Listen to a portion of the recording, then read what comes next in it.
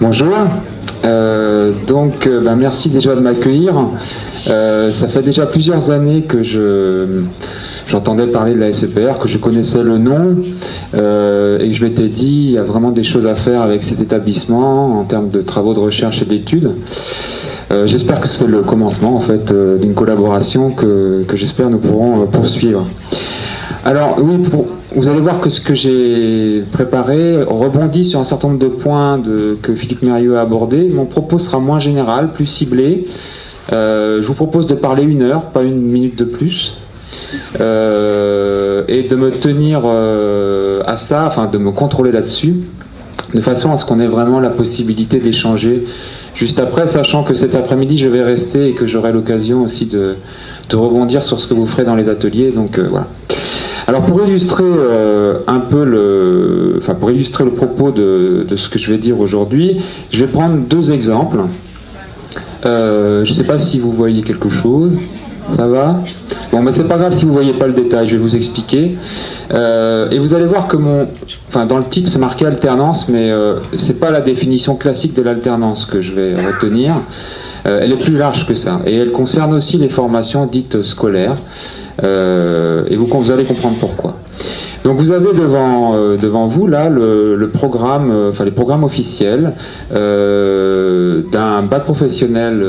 En fait, c'est les mêmes pour sauf la partie professionnelle. Donc pour le bac professionnel, maintenance de véhicules automobiles en lycée professionnel. Et vous constatez, comme moi, que on a 13, si on compte bien, 13 types d'enseignements différents qui, pour reprendre le terme de Philippe Mérieux tout à l'heure, se juxtaposent. Alors on verra si c'est plus que se juxtaposer, mais en tout cas, par lequel les élèves doivent passer. Donc il y a des enseignements généraux, des enseignements professionnels qui eux-mêmes se subdivisent en différentes cours, des enseignements interdisciplinaires, des stages en entreprise, etc. Un deuxième exemple, c'est dans l'institution où je travaille. Moi, je travaille dans un IUT, à l'IUT Lumière à Lyon 2, où on forme notamment des techniciens supérieurs en qualité, logistique, industrielle et organisation. Cette fois, c'est pas 13 types d'enseignements différents, c'est près de 70 modules qui sont vus par les élèves pendant 2 années. D'accord ? Donc je vous fais grâce de la lecture de tous ces modules, mais en plus c'est une formation en alternance, donc vous avez aussi la partie alternance. À ce propos de tout ça, ce qu'on peut dire, c'est qu'on peut parler d'une véritable division du travail de formation en fait. D'accord ? Donc qu'est-ce qu'on veut dire par là ? C'est que la formation va être divisée en différents dispositifs pédagogiques de nature disciplinaire, comme les cours de français, de mathématiques, de technologie, les séances d'atelier. Parfois c'est aussi interdisciplinaire, mais plus rarement. Ou encore ça relève d'une autre logique d'organisation et de transmission des connaissances, comme le stage en entreprise.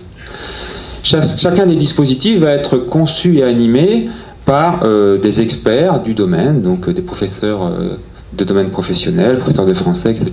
Ou alors le tuteur en entreprise, évalué également. Et les situations, les objets, les activités qui vont être mis en œuvre pour assurer la transmission des savoirs ne vont pas être les mêmes. Les règles du jeu, c'est-à-dire ce qu'on attend des élèves, la façon dont on attend dont ils se comportent, ne vont pas non plus être les mêmes. Par exemple, dans le cas d'un cours de français, on va avoir une exigence sur le niveau d'expression linguistique à l'écrit et à l'oral. À l'atelier, on ne va pas dire qu'on n'en a pas, mais en tout cas, c'est beaucoup plus relâché. Donc, par exemple, c'est un exemple. Dans l'atelier, on va pouvoir se déplacer, on va pouvoir aller discuter avec les collègues de l'autre binôme dans une certaine mesure. Évidemment, dans un cours de français, on va devoir rester assis, on va devoir écouter, etc. Donc on voit bien qu'on a affaire alors ce qui se passera en entreprise, ce sera encore un stage en entreprise, c'est encore autre chose. Donc on voit bien qu'on a finalement l'idée que les élèves vont devoir fréquenter, alterner entre différents, ce que moi j'ai appelé des contextes d'apprentissage différents, dont les contenus de savoir, les gens qui les mettent en œuvre, qui les animent, les professeurs, les formateurs, les règles du jeu, les objets qui vont être mobilisés, etc. Les normes, les valeurs ne vont pas être les mêmes. D'accord ? Alors la thèse que je vais développer dans ce que je vais dire, c'est que cet éclatement de la formation, alors, particulièrement saillant ici dans ce 2e exemple, mais vrai aussi à un autre niveau, au secondaire, est lié aux évolutions de nos sociétés et du monde du travail en particulier. Ça n'a pas toujours été ainsi dans l'histoire. Et c'est une source de difficulté importante pour les élèves. Et j'expliquerai en quoi ça en est une, car elle va les obliger à vivre de multiples transitions d'un contexte à un autre, qui sont souvent complexes sur ce qu'on appelle le plan cognitif et social. Et l'idée, c'est de réfléchir à la façon dont nous, en tant que formateurs, vous, en tant que formateurs, on peut éventuellement prendre en charge ce problème et aider les apprenants face à cette difficulté. Alors, je vais commencer par avancer voilà, dans mon plan, quelques explications historiques et sociales à la forte division du travail en formation professionnelle initiale. Je limiterai mon propos à la formation professionnelle initiale, je n'aborderai pas la formation continue. Donc je vais me centrer sur un public de jeunes, en fait, qu'on prépare à un métier. Ensuite, j'essaierai de vous montrer en quoi ça pose des difficultés aux élèves, dont on n'est pas forcément toujours bien conscient. Et je terminerai par quelques pistes de réflexion pour mettre en place des outils, des moyens pour aider à ces transitions. Donc ça, j'en parlerai tout à l'heure. Alors, premier point, donc, quelques explications historiques et sociales à cette forte division du travail de formation. Dans un travail récent, j'ai eu l'occasion de me plonger pendant plusieurs mois, voire plusieurs années, sur des textes historiques relatifs à l'histoire de la formation professionnelle des jeunes. Généralement, ces travaux d'histoire, quand on parle de ce sujet-là, ils commencent à un moment de la révolution industrielle. Pourquoi? Parce que c'est à cette époque-là que les États se sont emparés véritablement de la question. C'était aussi les États qui étaient en naissance à l'époque, au moment de la révolution industrielle et en développement. Et ont commencé parce qu'ils étaient dans une concurrence économique de plus en plus sévère les uns par rapport aux autres, ont commencé à s'interroger sur la meilleure façon de préparer la main-d'œuvre qui permette à la nation de combattre dans la bagarre économique, quoi. C'est à ce moment-là que des lois et des structures de formation ont commencé à se mettre en place au niveau national, alors que jusqu'à présent on avait affaire plutôt à des initiatives locales et réduites. Mais ça ne signifie pas qu'il n'existait rien avant, en fait, parce que souvent on a l'impression que c'est à cette époque-là que la formation professionnelle a commencé à véritablement exister. En fait, quand on regarde très très longtemps avant dans l'histoire, dès la Mésopotamie, moins 3000 avant Jésus-Christ, c'est à cette époque-là qu'on pense que les écoles ont été inventées. Alors on pourrait dire oui, mais c'était des écoles d'enseignement général, mais pas du tout en fait. Il s'agissait de former des fonctionnaires d'État, des scribes ou fonctionnaires religieux. La particularité de cette profession, c'est qu'il fallait être en capacité de maîtriser l'écrit pour produire et lire toute une série de textes qui soient d'ordre politique, religieux, marchand, etc. Donc il y avait un gros problème, c'était de former ces personnes-là. Et le problème de la formation de ces gens qui étaient spécialistes de l'écrit, c'est que la formation sur le tas, par le travail, c'est-à-dire le fait de fréquenter naturellement les autres qui travaillent, ça marche mal. Pourquoi ça marche mal? Parce que c'est une activité hautement symbolique et hautement individuelle également. Et ça marche très mal en termes d'apprentissage sur le tas. Alors, sur quoi était basé ce type de formation à l'époque? Eh bien, précisément sur l'idée qu'on séparait les gens du travail, on les mettait sur des exercices qui étaient purement dédiés à l'apprentissage et à la formation.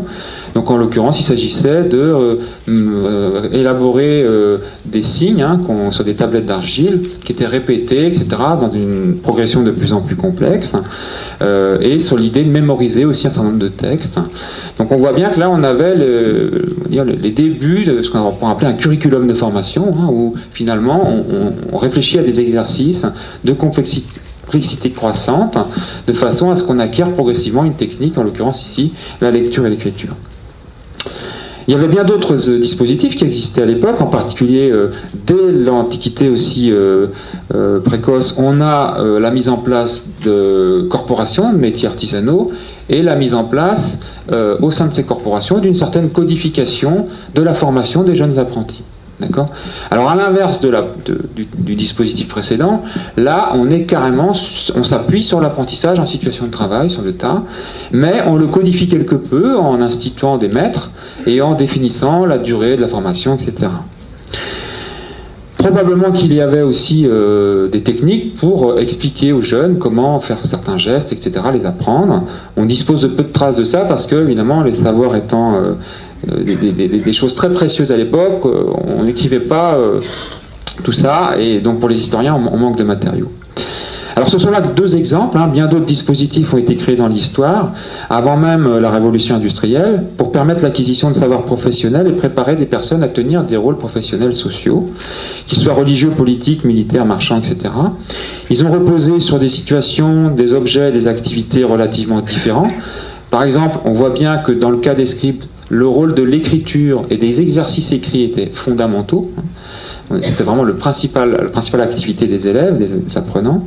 À l'inverse, dans le cas des corporations de métiers, le rôle de l'écriture était relativement minime, et là c'était beaucoup plus le fait de participer aux activités de travail sous l'égide d'un maître qui était le dispositif principal pour faire apprendre et apprendre. On a d'autres exemples, hein. Par exemple, au XIVe siècle, les grands marchands du nord de l'Europe avaient à affronter de nouvelles conditions de travail, puisque de plus en plus, leur commerce devenait international. Et pour pouvoir développer un commerce international, vous ne pouvez pas vous passer de l'écrit, c'est pas possible. Vous avez besoin, par exemple, de lettres, de change, de contrats, etc., que vous allez pouvoir mettre en place pour contractualiser les relations entre les fournisseurs, on appellerait ça les fournisseurs aujourd'hui, et puis ceux qui vont recevoir les marchandises et ensuite les commercialiser sur le sol européen. Donc là, vous avez... comment ils ont essayé de résoudre ces problèmes-là? Ils se sont dit, on ne peut pas simplement former nos jeunes au contact des plus expérimentés, on a besoin qu'ils apprennent à lire et à écrire, donc ils ont mis en place des écoles strictement réservées, on pourrait considérer que c'est parmi les premières écoles professionnelles de l'époque. Il s'agissait d'apprendre à écrire et à produire des écrits de type professionnel. C'était pas du tout ce qui se passait dans les universités religieuses, où là on privilégiait la philosophie, l'arithmétique, les mathématiques, à des fins de connaissances et de culture des religieux, mais là, il était vraiment centré sur la transmission d'un savoir écrit professionnel. Alors, première chose dont on peut s'apercevoir à partir de ces différents exemples, c'est que les institutions humaines vont avoir besoin de mettre en place des dispositifs et des pratiques que l'on pourrait qualifier aujourd'hui de pédagogiques ou didactiques. Alors, évidemment, à l'époque, le terme n'avait pas vraiment de sens, hein, car souvent le travail seul ne permet pas d'acquérir tous les savoirs nécessaires à l'exercice d'une fonction ou d'un rôle. Des pratiques et des dispositifs tournés vers la transmission de ces savoirs sont vitaux pour assurer la continuité de ces institutions. On peut considérer que si on n'avait pas mis en place tout ça, il n'y aurait pas de passage de relais qui se ferait des anciennes générations vers les jeunes générations, et les institutions finiraient par péricliter parce qu'un certain nombre de gestes professionnels, de façon de penser, se perdraient. Alors ce qui est intéressant aussi, c'est de remarquer qu'à l'époque, on développe des dispositifs ciblés, basés sur une certaine forme de transmission, en fonction de l'objectif qu'on cherche à atteindre. Par exemple, pour prendre un autre exemple, les écoles de gladiateurs, c'était des écoles de formation de sportifs de haut niveau, à l'époque romaine. Et qu'est-ce qu'on a mis en place pour former ces gladiateurs? Des écoles qui sont assez semblables à ce qui se passe dans les centres de formation sportifs. On enlève l'écrit, on garde les exercices qui sont mis en place pour former ces sportifs de haut niveau, d'accord, et qui sont basés sur des répétitions d'exercices physiques, de la musculation, etc., etc., d'accord. Mais chaque dispositif a un type d'objectif et un type de méthode pédagogique, on pourrait dire, qui lui est propre. Ce qui va changer à la révolution industrielle, c'est l'ampleur des affaires. C'est-à-dire que là où on avait des petits nombres de gens, sur lesquels on les formait à des pratiques assez spécifiques, et bien là, on va déjà avoir un public qui va être beaucoup plus large, puisque les États vont progressivement s'intéresser à une grande masse de jeunes, et de plus en plus jusqu'à nos jours à toute une population, hein, aujourd'hui. D'accord ? À un moment donné ou à un autre, toute une génération est forcément concernée par le problème de la professionnalisation ou de la formation professionnelle, que ce soit au niveau secondaire ou au niveau supérieur. Il va bien falloir se préparer à un métier. Hein. Et la deuxième chose qui va se passer aussi, et on va le voir comment ça, c'est que ces dispositifs vont devenir de plus en plus compliqués. C'est plus simplement une seule forme de transmission qui va être mise en place, c'est une combinaison de formes de transmission dans un ensemble de dispositifs qui vont petit à petit cohabiter les uns à côté des autres. Alors je vais vous expliquer tout ça un peu, comment ça s'est passé. Alors, dès les premières réflexions sur la formation professionnelle, à ce moment-là, la question de faut-il mieux former par le travail ou dans des institutions séparées du travail, elle va se poser. Elle va être au cœur des débats en France, en Allemagne, en Angleterre, etc. Je ne vais pas avoir le temps de prendre plusieurs exemples, je les ai développés dans mon travail. Si ça vous intéresse, je pourrais vous donner les références. Moi, je vais me concentrer sur la France, pays qui me concerne. Et ce qui va caractériser la France par rapport à d'autres pays, par exemple comme l'Allemagne, c'est qu'on va faire le choix d'une séparation forte entre les lieux de formation et les lieux de production, les lieux de travail. C'est-à-dire qu'on va créer des écoles professionnelles et on va délaisser l'apprentissage qui existait dans les corporations, qui déjà était mal en point depuis la révolution politique tout court, puisqu'on avait cassé les corporations, et que depuis, l'apprentissage n'a fait que diminuer. Donc on va privilégier une séparation des lieux de formation des lieux de production. Et un deuxième point très important, c'est que l'État va développer peu à peu une mainmise de la puissance publique sur la délivrance des diplômes. Aujourd'hui, en France, il y a une seule institution qui est habilitée à délivrer des diplômes, c'est l'État. D'accord ? C'est pas le cas, par exemple, en Angleterre, où là, la situation est différente. Alors pourquoi on a mis en place ça ? Ça s'est fait notamment sous l'influence de responsables politiques, économiques, souvent des grandes entreprises intellectuelles, qui voyaient l'avantage de pouvoir organiser des curricula de formation, dégager des contraintes productives. D'accord ? C'est-à-dire, si on pouvait résumer ça, on pourrait dire, finalement, ça permet de mettre en place des exercices, des activités de formation qui ne sont pas soumises à la contrainte de la production et donc aux sanctions économiques. Donc l'erreur est permise, par exemple. Ça a beaucoup été le leitmotiv à l'époque. Et c'est aussi, de façon très importante, parce que c'était dans la pensée des Lumières à l'époque, l'idée des élites par rapport au retard français en matière de révolution industrielle par rapport à l'Angleterre notamment, c'était qu'on était sur des pratiques productives beaucoup trop artisanales, beaucoup trop basées sur des savoirs de tradition. D'accord ? Et que ça, c'était un vrai frein au progrès. Et que pour pouvoir dépasser ce problème-là, il fallait éradiquer ces pratiques traditionnelles et les remplacer par des pratiques basées sur les sciences et la technique, à l'époque qui se développaient. D'accord ? Donc la meilleure façon de faire ça, c'était certainement pas de s'appuyer sur l'apprentissage, parce que là, c'était reproduire des pratiques existantes.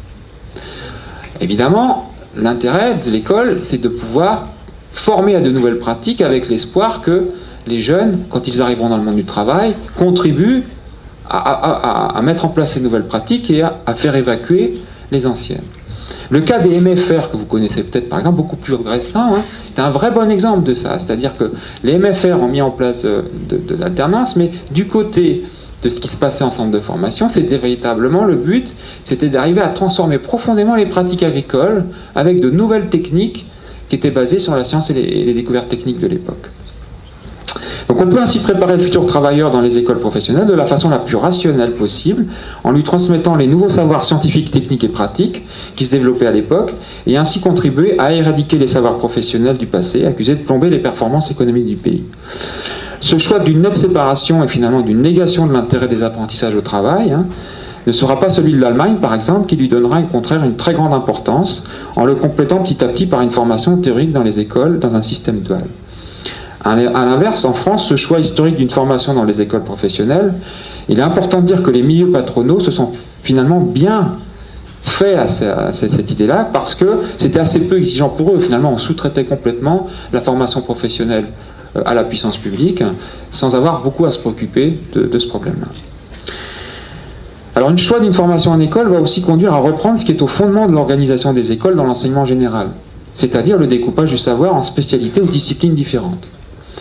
Pour organiser les contenus d'enseignement de ces filières professionnelles, deux idées vont avoir un rôle important. À l'époque, le fait qu'il faille viser comme objectif, en plus d'une formation pratique et technique, une formation générale. Ça, c'est un point très important parce que ça n'a pas forcément été le cas en Allemagne, par exemple, où on a privilégié la formation professionnelle. L'idée, c'est que la culture technique ne saurait suffire. Il faut aussi former l'homme, le citoyen, en plus du professionnel.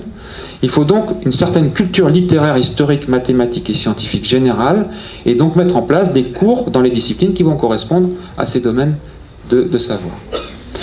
Le deuxième point important, c'est qu'en plus des cours en classe, on a réfléchi, puisqu'on n'avait pas la possibilité, on avait une séparation forte des lieux de production, on a finalement réfléchi à créer des ateliers professionnels dans les écoles, véritables faux lieux professionnels, pour reprendre l'expression d'historiens qui s'appellent Pelpel et Troget, qui ont beaucoup travaillé là-dessus, où on va tenter de recréer les univers professionnels de référence, mais dans une perspective de transmission et d'apprentissage des savoirs pratiques, cette fois dégager des problématiques de production.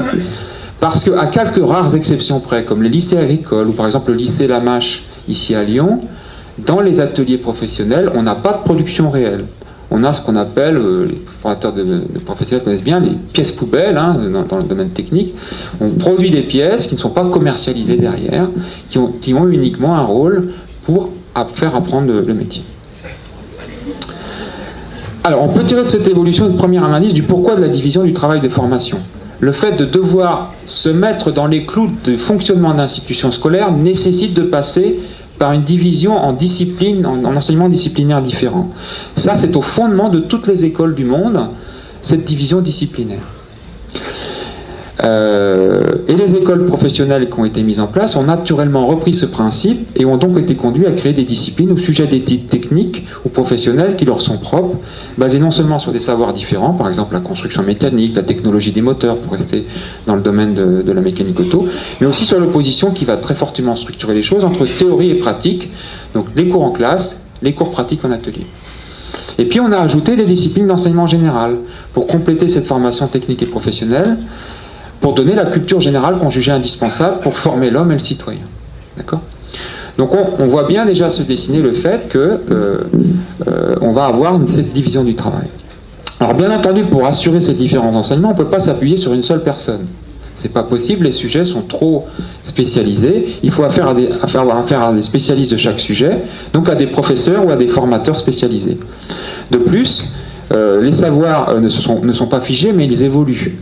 Et une caractéristique très importante de cette évolution, c'est la spécialisation grandissante des savoirs et des pratiques professionnelles.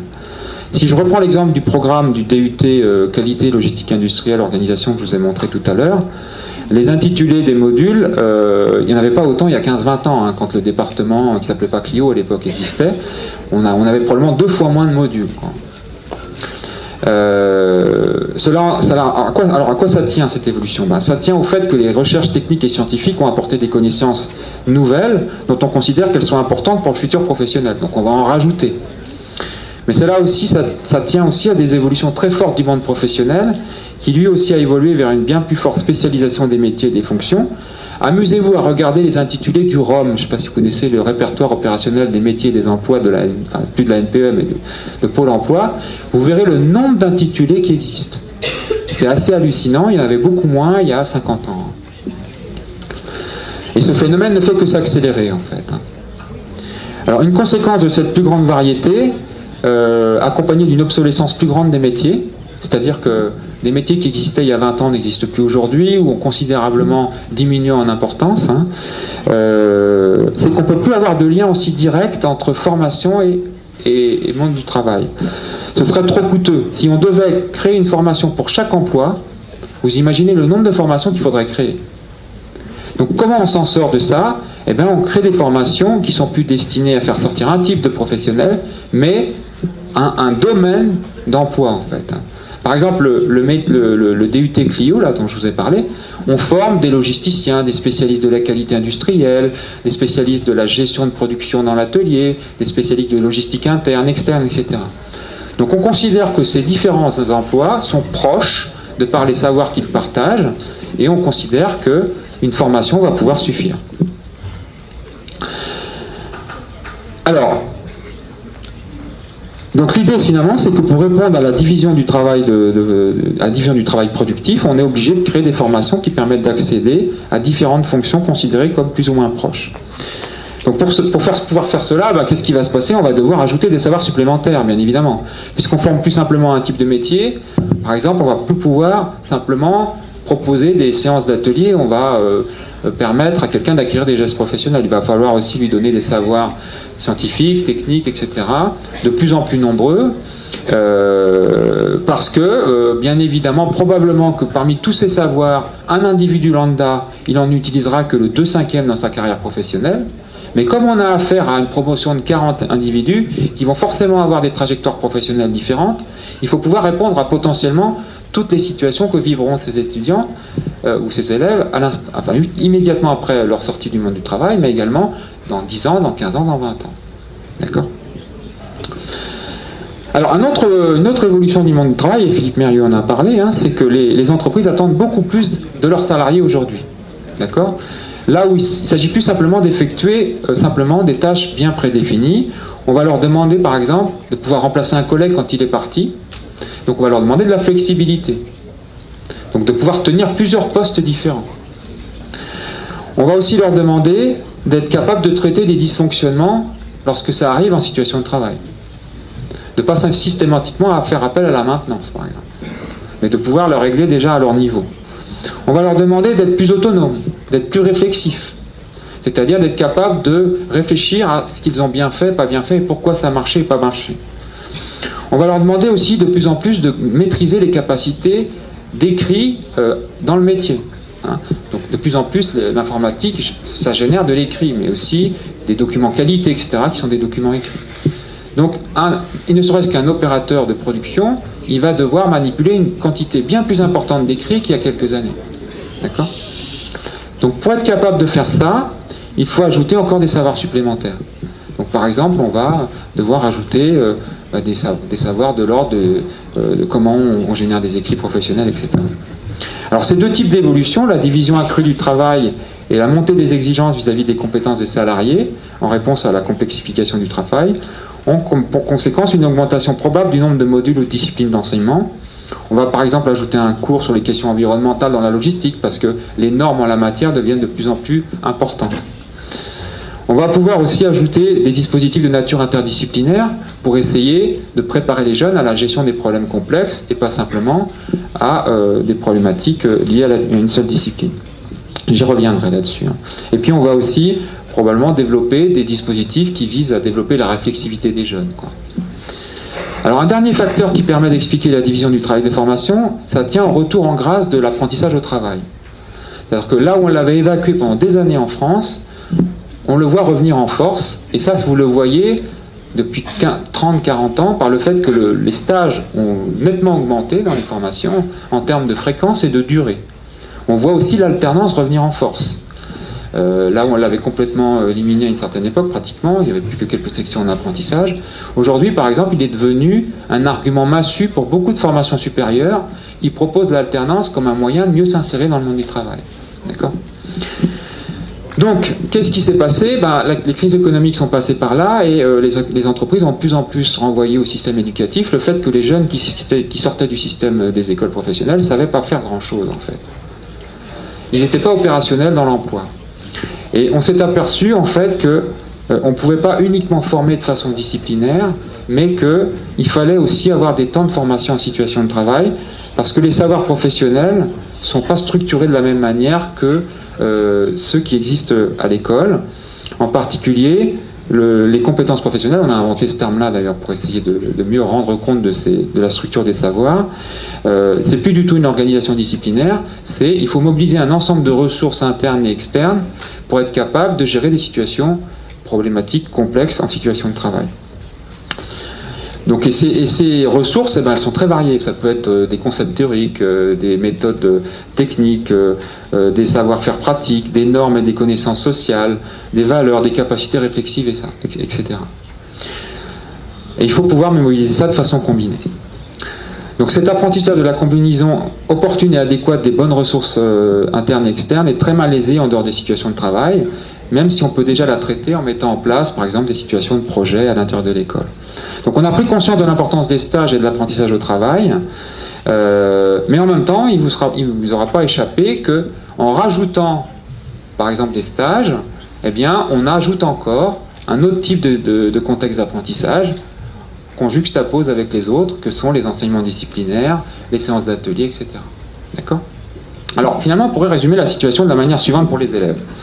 Ce schéma-là, c'est-à-dire que finalement, vos élèves, nos étudiants, parce que moi j'en ai aussi, forcément vont être amenés à fréquenter de multiples contextes d'apprentissage, le cours de français, le cours de mathématiques, la séance d'atelier, le cours de technologie, le stage en entreprise, etc., etc. Alors, il y en a un nombre limité au niveau du lycée professionnel, mais il y en a un certain nombre. Et vos étudiants, vos élèves vont devoir transiter entre ces différents contextes d'apprentissage. D'accord ? Alors moi j'appelle ça des contextes sociaux d'apprentissage. La question qu'on va se poser juste après, c'est est-ce que c'est un problème ? Est-ce que c'est un problème, cet éclatement de la formation en différents contextes ? J'ajoute un dernier point pour cette première partie, c'est que la construction des emplois du temps, qui va fortement contribuer à l'agencement dans la semaine de ce que les élèves vont devoir vivre, hein. Le jour 1, ils vont vivre le cours de français, puis le cours de physique, etc. C'est devenu un truc extrêmement compliqué à fabriquer. Je ne sais pas s'il y a des proviseurs adjoints dans la salle, mais ils peuvent témoigner. c'est un bazar monumental. Et le problème de ça, c'est que les contraintes techniques tendent à l'emporter de plus en plus sur les considérations pédagogiques. Et plus personne aujourd'hui, peut-être à part le proviseur adjoint, n'a une vision claire de ce que vit un élève dans un mois, par exemple. La succession des contextes qu'il va traverser.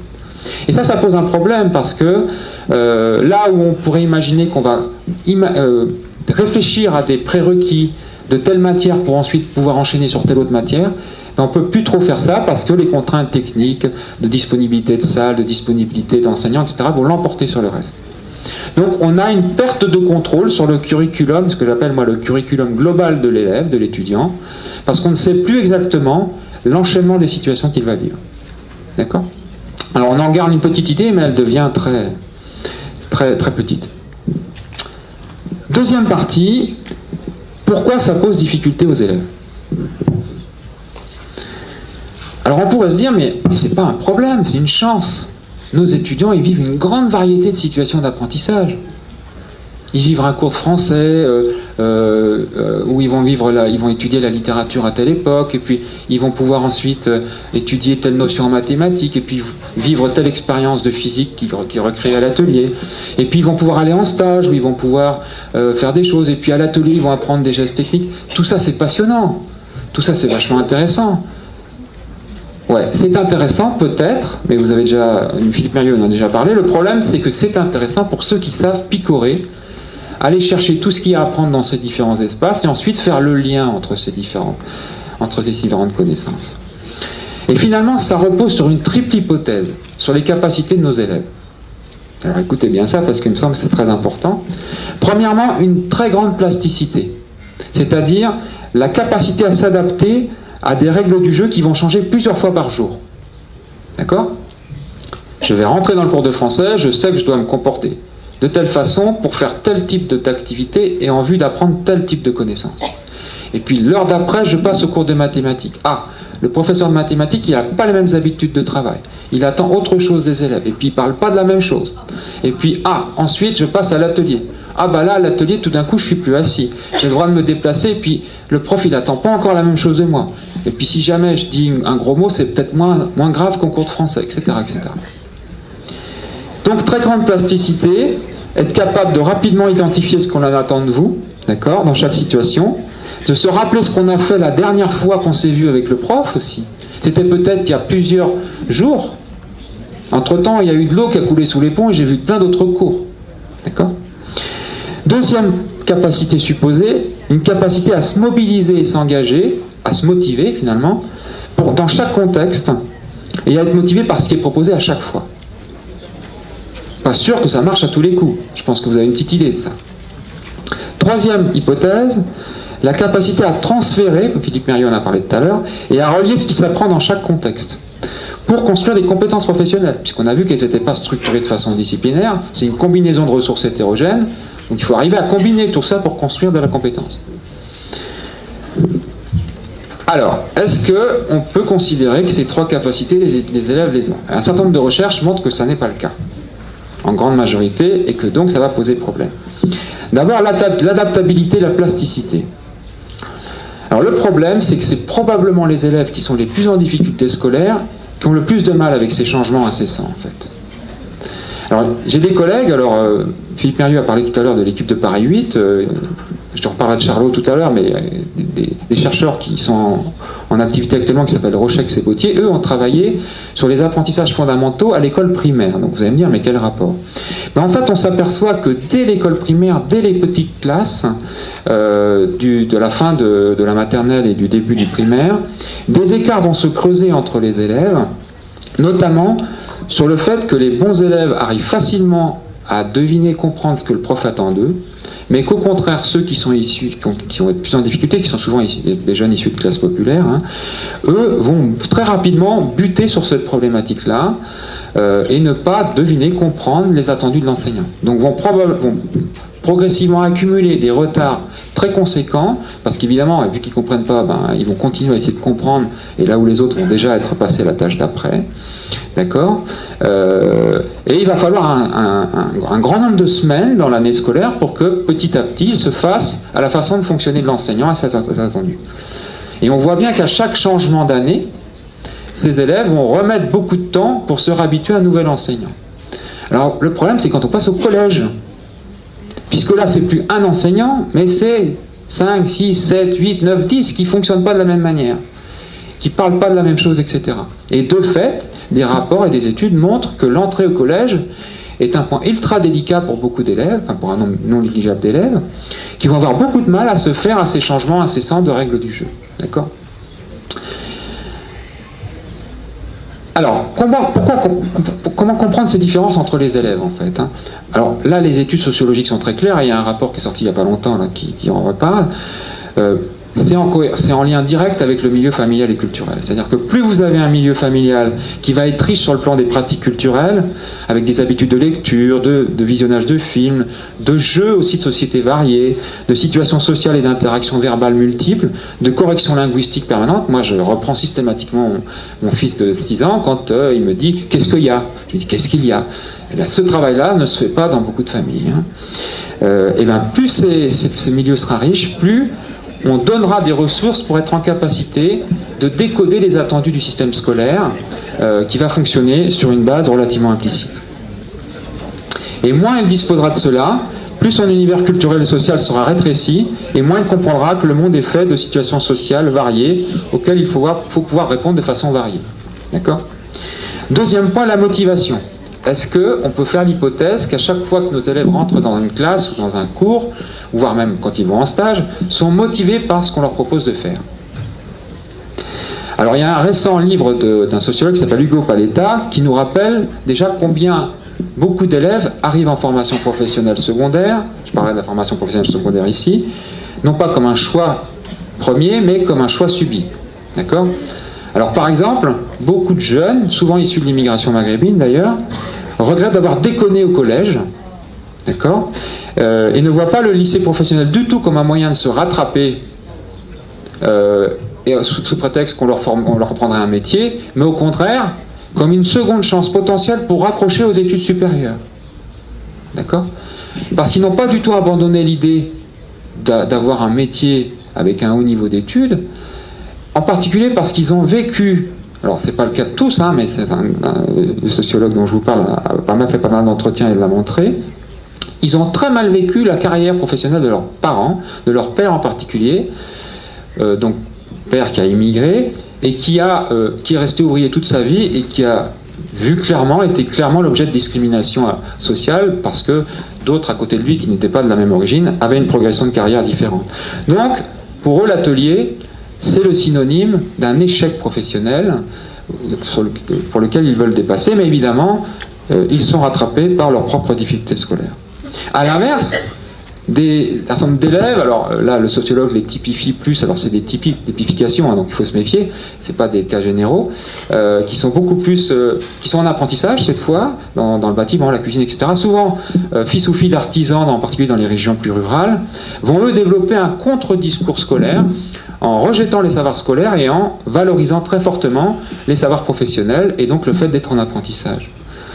Donc, qu'est-ce que ça nous dit? Ça nous montre bien que selon les parcours des élèves, leur histoire familiale, culturelle, etc., leur rapport au savoir, hein, pour reprendre, et aux études, ne va pas du tout être le même, et on ne va pas pouvoir présupposer les mêmes capacités à se motiver pour un certain sujet en fonction de ces histoires. Alors justement, les travaux de Charlot, là, j'y reviens, puisque Philippe Mérieux en a parlé, hein. Lui, ce qu'il a fait, c'est intéressant, c'est qu'il a regardé le rapport aux différents savoirs, pas simplement aux études en général, mais aux différents savoirs des élèves en lycée professionnel. Et il trouve, chez plusieurs d'entre eux, et ça rejoint bien ce que disait Philippe Mérieux, le fait que leur formation leur apparaît, je cite, souvent comme une juxtaposition hétéroclite de tâches morcelées, de routines, d'exercices parcellaires, d'exigences formelles. Ces élèves peinent énormément à faire du lien entre les différents éléments de leur formation, notamment entre les différents cours, et à construire un sens global à ce qui est appris et à le relier à leur propre projet à eux. Beaucoup d'élèves ont aussi tendance à distinguer deux types d'enseignement, ceux qui reposent principalement sur un texte, une logique discursive et fonctionnent de manière fermée. Alors typiquement pour eux, donc c'est une clôture disciplinaire, hein, comme par exemple le français, l'histoire. Alors pour ces élèves-là, l'histoire c'est prototypique du cours qui repose sur des textes qu'il faut mémoriser. D'accord? Mais ils l'étendent aussi au français et aux maths. C'est-à-dire que pour beaucoup d'entre eux, ce que vous allez leur faire en maths, c'est pas du raisonnement logique. Donc, comme disait Mérieux, ils ne comprennent pas forcément bien les logiques sous-jacentes, mais c'est des tâches à mémoriser et à pouvoir refaire. D'accord?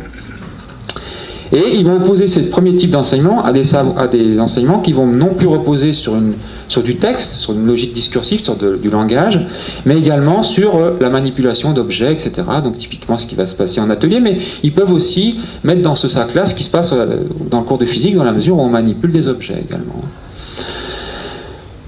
Alors, et en général, ces élèves-là disent avoir plus de sens à donner plus de mal à donner du sens à la première catégorie. Ils voient ces cours comme étant essentiellement des tâches où il faut écouter et noter ce que dit l'enseignant, une activité en concurrence avec le fait de bavarder avec ses voisins d'ailleurs, hein, et le retenir pour pouvoir le restituer. Par contraste, le second type d'enseignement est considéré comme plus logique et plus intéressant car il ne repose pas seulement sur le langage et la mémoire, mais sur des actions et contraintes physiques concrètes qu'on finit par acquérir à force de regarder le prof et ses collègues faire les actions. Alors je pourrais encore parler des études sur l'alternance, hein, qui montrent que les élèves, les étudiants qui sont dans ces systèmes en alternance ne vivent pas tous les situations de stage et d'alternance de façon positive. Déjà, il y a les conditions d'accueil de ces jeunes qui sont parfois très mauvaises, et donc ils peuvent se faire une très mauvaise expérience du travail à ce moment-là. Mais il y a également la façon dont eux voient le rapport entre cette expérience professionnelle et leur projet professionnel. Vous avez parfois de très bonnes conditions d'accueil dans l'entreprise, mais parce que le jeune considère que ça n'est pas véritablement ce qu'il veut faire dehors, après, eh bien, cette expérience-là ne va pas être très bien vécue. D'accord ? Donc là aussi, on voit combien, on va dire, la façon dont cette motivation à rentrer dans les situations d'apprentissage, elle est très liée au projet de chaque élève, en fait, à ses représentations, à son projet, etc. Donc on ne peut clairement pas motiver les gens. Il faut, typiquement, idéalement, il faudrait avoir une bonne idée des représentations et des projets de chaque élève, en fait, hein, pour individualiser les enseignements. Dernière problématique, la capacité supposée des élèves à faire des transferts de connaissances d'un contexte à un autre. D'accord ? Alors là, je vais un peu abréger parce que je vois que là, ça commence à un petit peu être un peu difficile pour vous. Hein. L'hypothèse qu'on pourrait faire, c'est, eh bien, pas de problème, les élèves, quand ils ont vu quelque chose dans un cours, ils vont facilement pouvoir le réinvestir ailleurs. Toutes les études qui sont faites sur le transfert de connaissances depuis un siècle passé, et il y en a eu des dizaines et des centaines, vont toutes dans le même sens. Le transfert de connaissances d'un contexte, c'est-à-dire d'un lieu où vous les avez appris, à un autre, typiquement un cours par rapport à un autre cours ou un cours par rapport à une situation de travail, c'est une opération extrêmement compliquée pour tout le monde, y compris pour vous. Y compris pour vous les enseignants, y compris pour des experts très pointus d'un domaine. Alors pour vous donner juste une illustration de ça, il y a des chercheurs qui ont travaillé sur les pratiques mathématiques des élèves, enfin des enfants, mais qui sont aussi des élèves au Brésil dans les rues, mais qui sont beaucoup dans les rues. Ils se sont aperçus que ces jeunes garçons et filles utilisaient des techniques mathématiques assez sophistiquées pour les pratiques de commerce qu'ils développaient dans la rue. Mais ces pratiques mathématiques ne sont pas du tout des pratiques formelles, c'est des pratiques qui sont basées sur les doigts, des objets de la rue, etc. Donc c'est des mathématiques informelles, on pourrait dire, qui s'appuient sur les objets de la vie quotidienne. Vous donnez à faire exactement les mêmes exercices, mais ça, cette fois sous forme, on va dire, formalisée dans le langage mathématique à l'école, ils sont tout à fait incapables de les reproduire. Ce sont pourtant les mêmes opérations logiques qui sont derrière. Donc ça nous dit quoi? Ça nous dit que l'humain ne fonctionne pas d'abord sur les repérages de similarités logiques, mais sur la signification sociale des situations. C'est-à-dire que pour donner un autre exemple, quand vous donnez à faire un exercice mathématique sous la forme d'un exercice de plomberie, et que quelques temps après, il faut un peu laisser de temps, vous lui donnez à faire le même type d'exercice mathématique sous la forme d'un problème d'arithmétique dans un commerce, eh bien les taux de transfert seront très faibles. Donc c'est bien la signification sociale de la situation qui l'emporte sur la signification logique. Alors, est-ce que ça veut dire que le transfert est impossible? Ben non, c'est pas ça que ça veut dire, mais ça veut dire que c'est une opération compliquée, difficile, et qu'il va falloir probablement déployer un certain nombre d'aides aux élèves pour qu'ils puissent être capables de le faire un peu mieux. Voilà, donc pour terminer sur cette deuxième partie, les trois hypothèses sur lesquelles sont fondées le fait que la division du travail de formation va être une chance pour les élèves, ben ça ne marche pas, dans la plupart des cas. Donc on a un énorme problème qui est lié au fait que nous construisons des systèmes de formation professionnelle de plus en plus sophistiqués, qui combinent de plus en plus de contextes d'apprentissage où les savoirs sont de plus en plus hétérogènes, les méthodes d'enseignement sont de plus en plus hétérogènes, et que les élèves n'arrivent pas à suivre en termes de capacité à se saisir de cette richesse. Donc comment on peut faire? Alors ça je passe parce que c'est déjà... Voilà. Alors je vais terminer mon propos par deux exemples de choses qu'on peut faire, mais qui sont encore en développement. Mais c'est des choses qui sont déjà travaillées depuis quelques années. Hein. Tous les courants qui ont essayé de penser l'interdisciplinarité, par exemple, vont dans ce sens-là. Peut-être que la nouveauté depuis quelques années, c'est qu'au niveau mondial, une recherche en éducation de assez haut niveau se met en place pour essayer de tenter de développer, de dépasser ces problèmes. Parce que une chose que l'on pourrait se dire finalement, c'est que bon, bah, c'est inévitable et qu'on ne pourra pas faire autrement. Une deuxième hypothèse pour tenter de résoudre ce problème-là, ce serait de dire, puisque les étudiants et les élèves ont du mal avec la diversité des contextes, autant réduire cette diversité. D'accord ? Alors comment on peut la réduire? Par exemple, l'Allemagne, dans la fin des années 90, a décidé de rompre avec la logique disciplinaire dans ses formations professionnelles. Ils ont complètement réagencé les curricula de formation en les réorganisant autour de situations problèmes. Donc il n'y a plus le cours de telle discipline, puis le cours de telle discipline, puis le cours de discipline. C'est une succession de situations problèmes autour duquel on va venir mobiliser un ensemble de ressources disciplinaires différentes pour apprendre à résoudre ces situations problèmes. Est-ce qu'on peut généraliser ce dispositif partout? Moi je pense que non. Je pense que non parce qu'on a encore besoin des disciplines. Pourquoi on a encore besoin des disciplines? Parce que les disciplines, elles n'ont pas été créées pour faire n'importe quoi et pour embêter les élèves, elles ont été créées pour mettre en place des organisations qui permettent d'apprendre des sujets disciplinaires, justement. D'accord? Et que pour apprendre des mathématiques, on peut peut-être en apprendre d'une certaine manière par ce genre de situation problème interdisciplinaire, mais il y a tout un ensemble de notions qu'on ne peut pas apprendre en dehors de la mise en place d'une organisation disciplinaire mathématique qui va être dédiée à l'enseignement et l'apprentissage des mathématiques. D'accord ? Donc ça c'est le premier point, c'est que on ne pourra pas se passer des disciplines.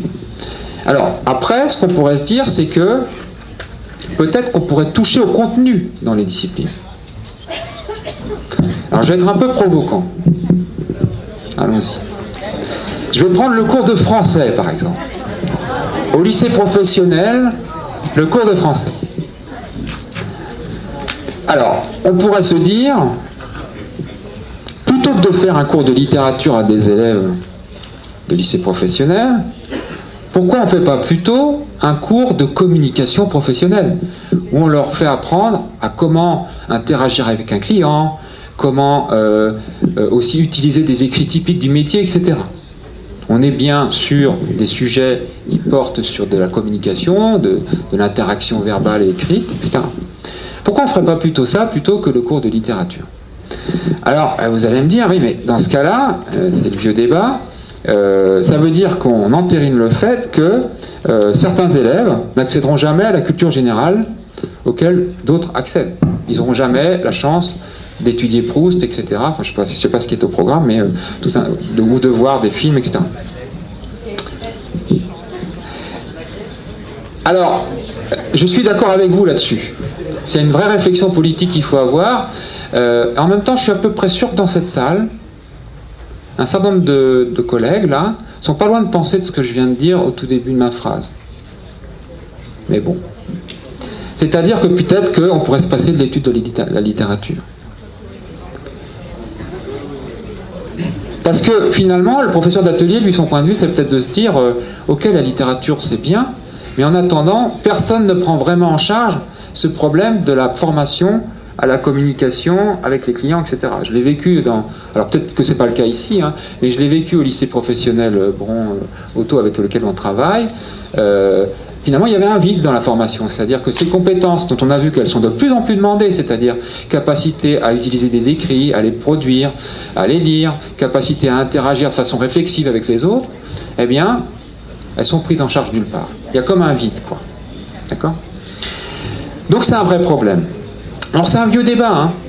C'est un débat entre, on pourrait dire, la vision utilitariste de la formation professionnelle, c'est-à-dire il faut répondre aux besoins du monde du travail, d'accord, versus au contraire, il faut s'en distancier et au contraire proposer une formation professionnelle générale, très générale, de façon à ce que les gens puissent s'adapter à toutes les situations. Alors à mon avis, ce vieux débat, il est périmé.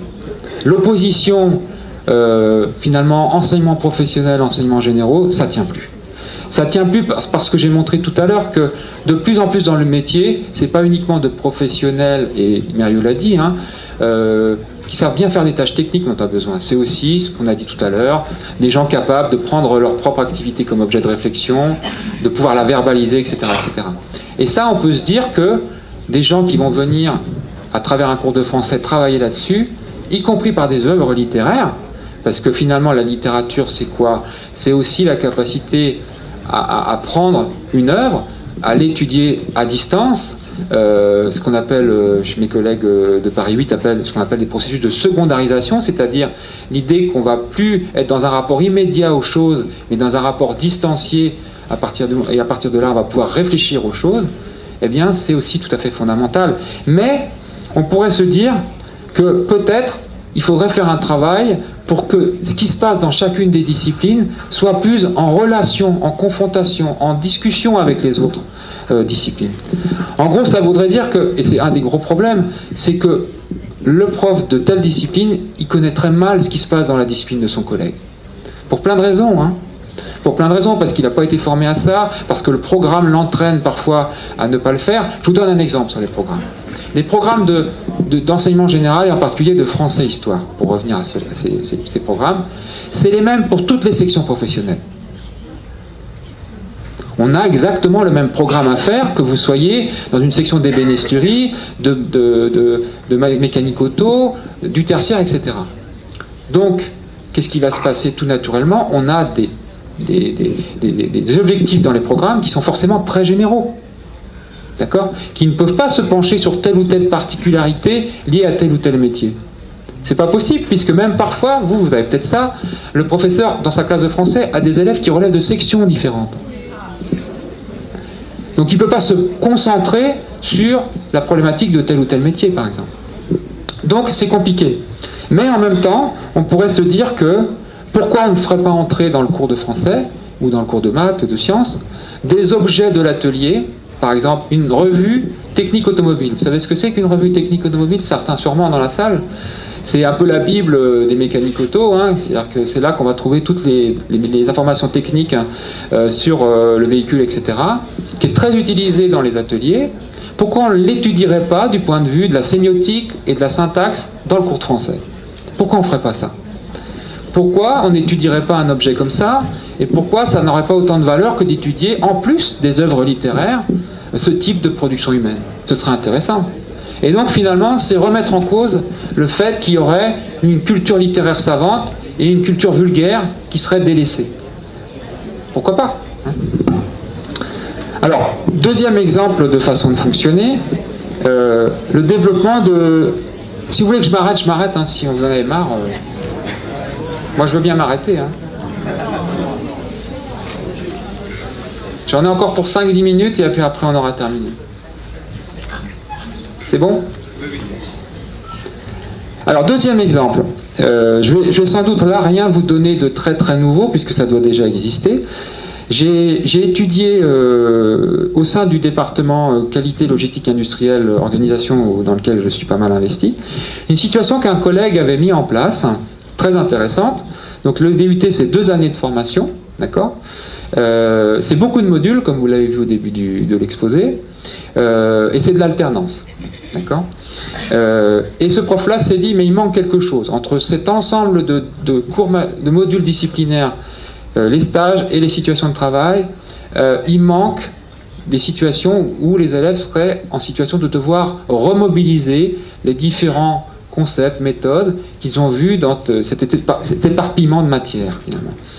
Et donc il s'est dit, je vais mettre en place une situation complexe qui va demander, qui ne va pas apporter de connaissances nouvelles en termes de discipline, mais va demander d'aller chercher différents concepts, méthodes qui ont été vus dans différents cours pour pouvoir traiter le problème qu'il leur est donné.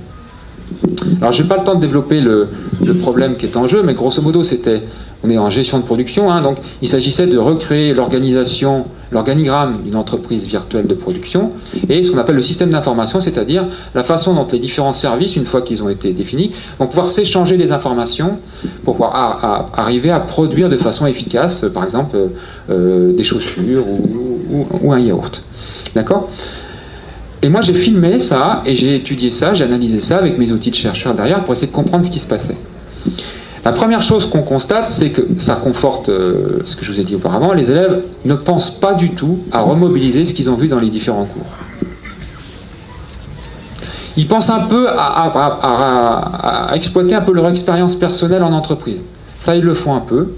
Et d'ailleurs, c'est rigolo parce que c'est leur première expérience en entreprise et la plupart du temps, ça tourne au pugilat entre eux. Parce qu'ils sont en autonomie, et le prof il est un peu en retrait. Et ils sont persuadés que l'organigramme de leur entreprise, par exemple, c'est l'organigramme universel. Donc ils vont tenter de l'imposer à l'ensemble du groupe. Évidemment, quand vous prenez un terme comme logistique, ça ne veut pas dire la même chose d'une entreprise, petite PME, etc., à un grand groupe logistique. Ça ne peut pas du tout dire la même chose. On ne met pas les mêmes choses dans le service. Donc là, voilà. Mais par contre, tout ce qui est court, vu avant, ils ne pensent pas à le mobiliser. Ils ont beaucoup de mal. La deuxième chose qu'on constate, c'est que du coup, le rôle du professeur est extrêmement important pour les aider à s'orienter dans les différentes ressources possibles et à réfléchir à la façon dont on peut les combiner.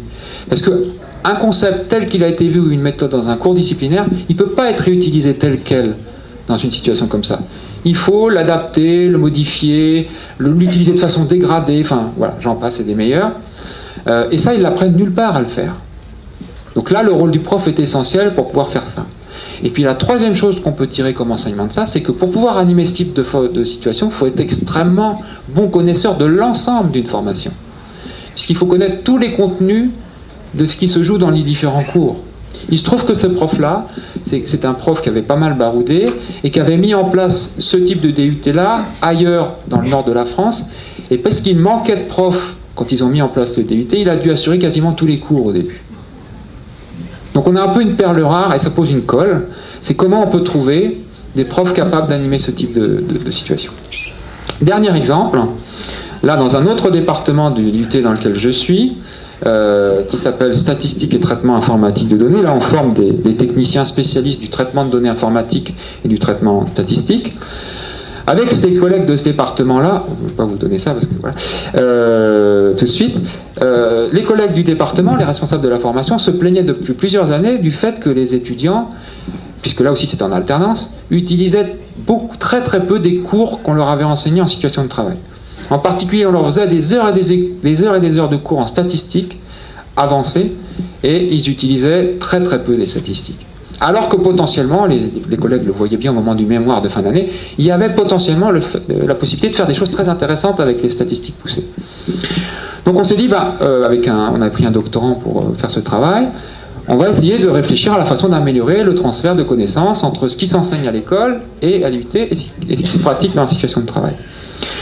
Donc on a d'abord regardé la formation pour essayer de comprendre est-ce que dans la formation et son organisation, il y avait des choses qui favorisaient les transferts ou au contraire qui les décourageaient. Et vous n'allez pas être surpris, mais il n'y avait pas grand-chose qui les encourageait. On était dans le cas que je vous ai donné tout à l'heure, c'est-à-dire ici, des élèves qui doivent transiter entre différents espaces et qui sont livrés à eux-mêmes pour pouvoir faire les transferts et les relations entre ces espaces.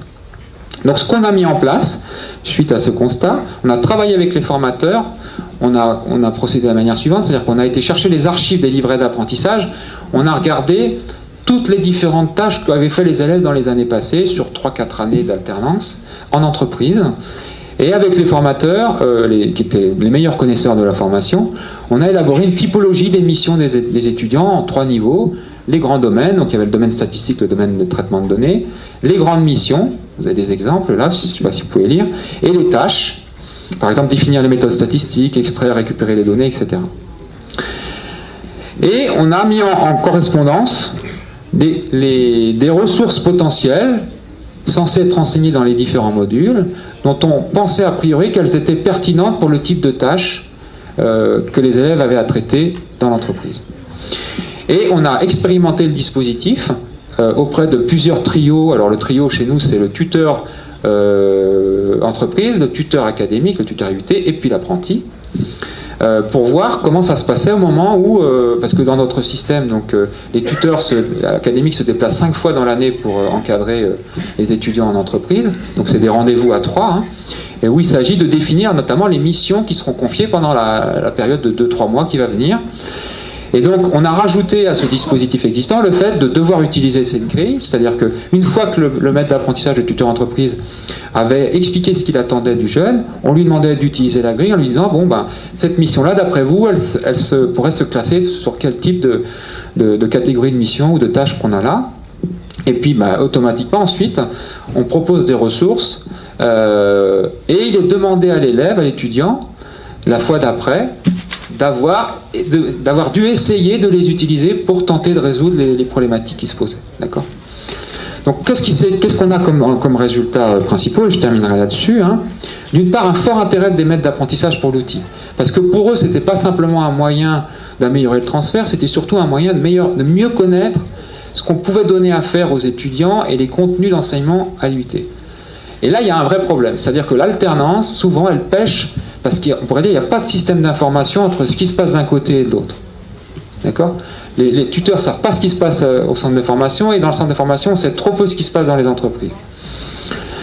Par conséquent, ça a eu un effet qu'on n'attendait pas, c'est que les tuteurs d'entreprise ont trouvé là des sources d'inspiration pour enrichir les missions des étudiants.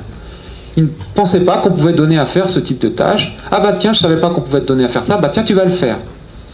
Troisième résultat, une explicitation des sous-buts des missions qui sont confiées. Parce que le problème, souvent, c'est que dans le livret d'apprentissage, vous avez des intitulés qui sont souvent assez laconiques hein, sur les objectifs que l'apprenti doit réaliser. Là, la grille oblige à sous-spécifier les différentes sous-tâches qui vont permettre de réaliser l'objectif général. Et pour les élèves, c'est très précieux, parce que ça donne des ressources pour être plus autonome et avoir une idée des objectifs intermédiaires qu'il faut atteindre pour un objectif global. Et puis là, on retombe sur une difficulté qui est une dernier résultat que je voulais vous livrer, c'est que pour pouvoir animer ce type de grille, d'accord, eh bien là encore, il faut des tuteurs académiques qui sont des très bons connaisseurs des contenus d'enseignement, et pour nous, ça pose un problème à l'UT, puisque tous nos enseignants sont tuteurs académiques, y compris le prof de français, d'anglais, de maths, etc. Et il ne connaît pas forcément bien ces contenus de cœur de métier.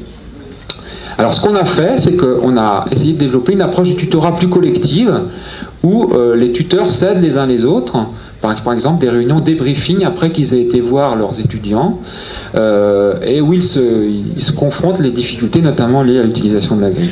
Alors, bon, je vais m'arrêter là, mais des collègues suisses développent actuellement l'idée qu'on pourrait utiliser les nouvelles technologies pour améliorer l'alternance. Hein. Par exemple, dans la mécanique auto, il y a eu des expériences qui ont été faites où on a demandé à des jeunes de porter des types de caméras type GoPro, ils les mettent sur la tête, là, et ils filment ce qu'ils sont en train de faire sous le capot de la voiture. Les films sont ramenés au centre de formation, le formateur débriefe ces films et va s'appuyer sur ces vécus des élèves en entreprise pour construire une séquence de formation qui soit basée sur les expériences et les problèmes rencontrés par les élèves dans l'entreprise. Il y a des exemples d'utilisation d'iPhone aussi. Alors ils ont les moyens en Suisse. Hein. Ils ont confié des iPhones à toute une série d'apprentis dans la cuisine, et en leur donnant une application qui permettait comme un portfolio si vous voulez, et puis un book de cuisine où ils pouvaient écrire et rédiger les différentes recettes qu'ils réalisaient dans l'entreprise. Alors le problème de ça, et ils n'étaient pas attendus à ça les collègues, c'est que les professionnels ont mis le holà tout de suite à cette affaire, parce que pour eux une recette ça ne sort pas du monde du travail.